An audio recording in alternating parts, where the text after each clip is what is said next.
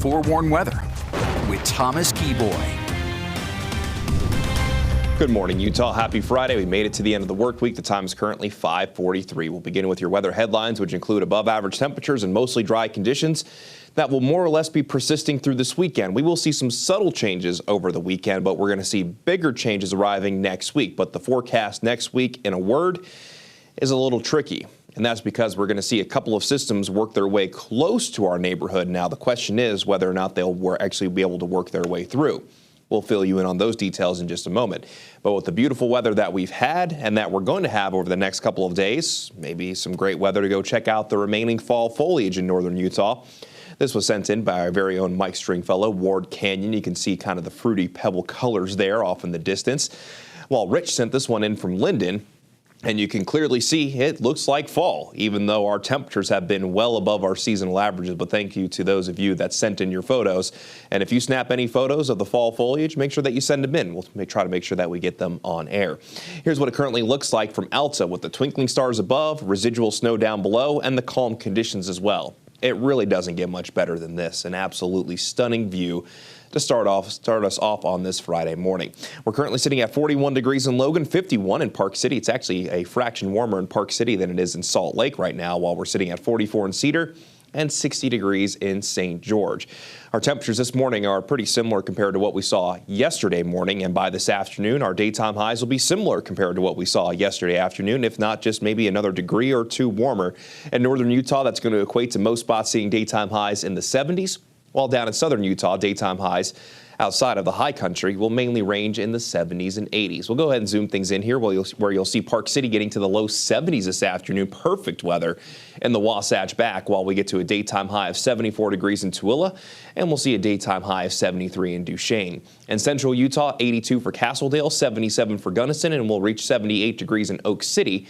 Then down in southern Utah today, daytime high reaching 89 in St. George, which will likely lead the way, but we'll drop back into the upper 50s tonight.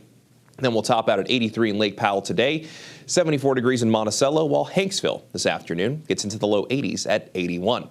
Let's go ahead and begin the long-range futurecast and walk through some of the uncertainties with this forecast. So we have high pressure in control of our weather now, but we have more of a southerly wind, which is why our daytime highs will range about 10 to 15 degrees above our seasonal averages.